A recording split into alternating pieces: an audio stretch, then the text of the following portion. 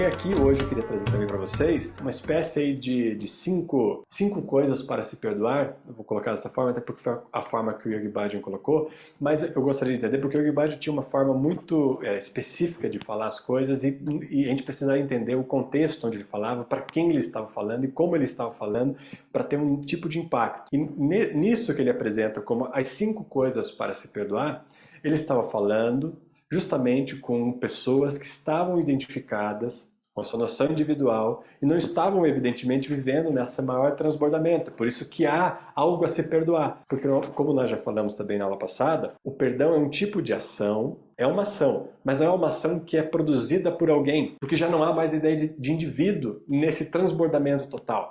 É uma ação que ocorre direto da fonte, desse dom que vem direto dessa fonte infinita e se transborda para a vida. Isso é o perdão em nível máximo. Mas nós estamos, como eu falei, há uma etapa e que ela é considerada e que é uma parte do processo de aprendizado e parte do processo de prática, né, para que você desenvolva essa habilidade, você se reconhecer individualmente e uma espécie de algo a se perdoar. Mas veja que interessante, porque ao mesmo tempo que ele dá essas 5 coisas, nós já vamos falar delas, ele também aponta, ou melhor assim, ele não aponta um tipo de perdão que você faz para os outros. É sempre muito relacionado a você. E que é, basicamente, o que a maioria de nós está vivendo, né? Todos nós, eu diria assim, que é aprendendo a fazer isso em sociedade, em comunidade e nessa relação com os outros, inclusive com as pessoas que nos machucam. Inclusive, por exemplo, no caso de crimes graves que ocorrem na sociedade e que devem ser tratados como crimes. E não tem assim, não é porque a gente fala de perdão no nível espiritual que o crime não é levado ao pé da letra conforme as regras da sociedade que nós estamos e que todos acordam. Então, são coisas diferentes acontecendo. Então, é um processo de elevação que nós direcionamos a partir dessa visão do yoga, mas compreendemos tudo que ocorre na sociedade com uma visão crítica e uma habilidade de se locomover na sociedade tal qual ela se apresenta, com as suas regras e com as suas questões, e sabendo, inclusive, a partir de onde nós estamos olhando, que muitas vezes é a partir de um olhar identificado com alguém que pode sofrer. O Shiv Charan, então, fazendo só uma outra abertura aqui sobre isso, ele falou algo que é interessante, que eu tenho refletido muito sobre isso, e eu vou só apresentar para vocês, nós vamos entrar agora nisso, e que ele colocou de uma maneira que a gente pode tentar entender isso tanto no sentido mais visceral quanto nesse sentido mais elevado. Ele falou uma frase que foi o seguinte, ele falou assim: aquele que vê o crime é quem pode perdoar. Então, aquele que vê o crime é quem pode perdoar. Aquele que não vê o crime, aquele que não sabe, ele se coloca ainda numa situação de ignorância diante da realidade.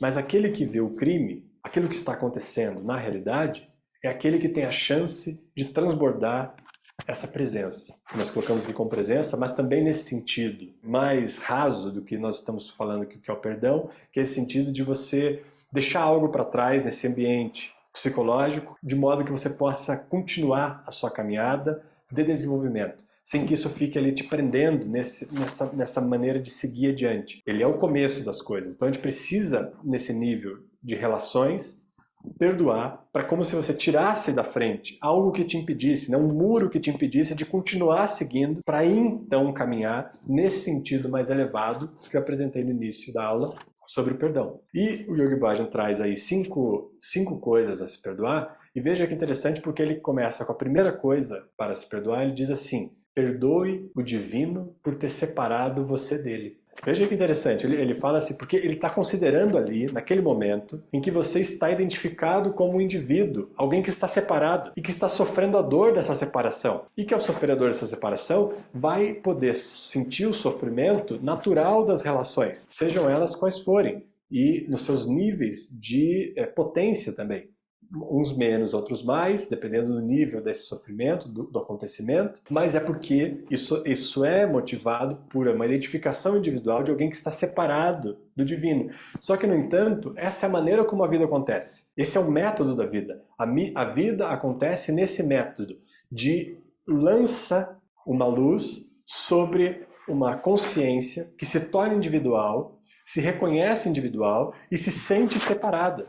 Então esse é um método de lembrança. É por aí que você vai. Mas ele diz lá, perdoe o divino por ter esse método. Perdoe o divino por ter separado você dele e por você estar sentindo essa dor da separação. Ele fala, a primeira coisa a se perdoar é essa, para que você possa então acessar esse nível mais amplo. Mas ele fala lá, se você está identificado, perdoe o divino por ter este método. Perdoe, daí a segunda coisa que ele vai falar é, perdoe o seu destino por ser como é. Justamente para que você possa tirar da frente essas amarras aí que ficam te impedindo para que você possa seguir uma caminhada de liberação.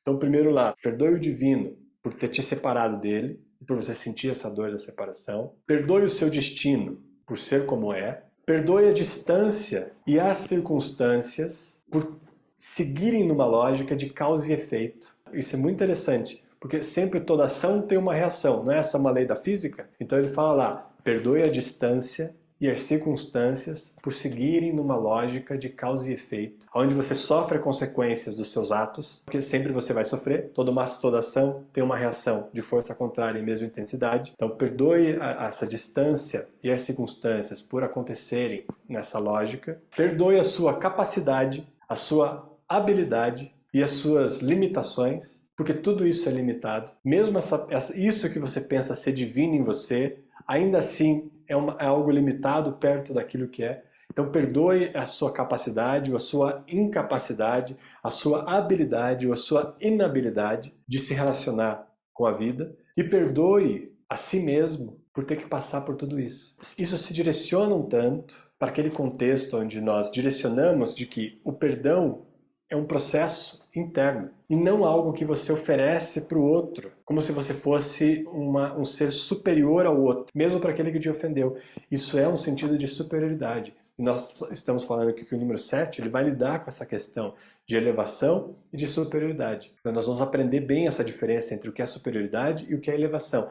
Superioridade é você achar que é algo que você pode dar para o outro, quando na verdade nós estamos falando de algo que você pode fazer por si mesmo. E fazendo por si mesmo nesse sentido, inclusive terapêutico, de você liberar espaço, liberar caminho para continuar a sua vida e ter capacidade de continuar a sua caminhada em direção a isso que nós chamamos de desenvolvimento, ou seja, em direção a tirar mais coisas que estão aí criando esse peso, como nós já falamos em outros momentos, esse peso que nós carregamos nas costas e que você vai sentindo que a vida vai ficando pesada, então o perdão vai liberando esse peso de cima e vai abrindo espaço. Mas é algo que você faz com você mesmo e para você mesmo, perdoando lá o divino, perdoando todos esses contextos aonde as coisas acontecem, a maneira como as coisas acontecem e perdoando em última instância lá a si mesmo por ter que passar por tudo isso, por ter que lidar com tudo isso e às vezes não ter a capacidade de lidar com tudo isso. Então perdoar a si mesmo. Esse num primeiro nível, como eu disse ali,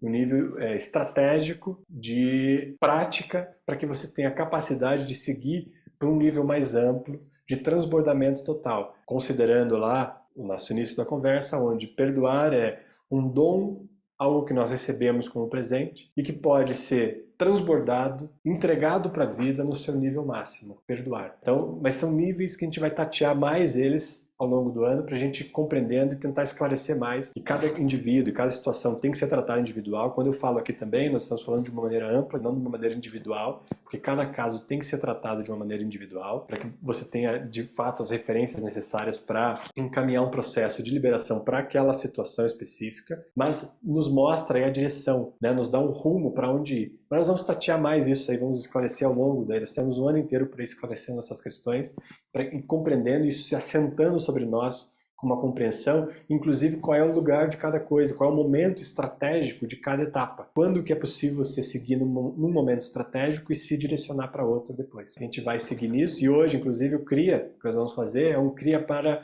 criar pontes.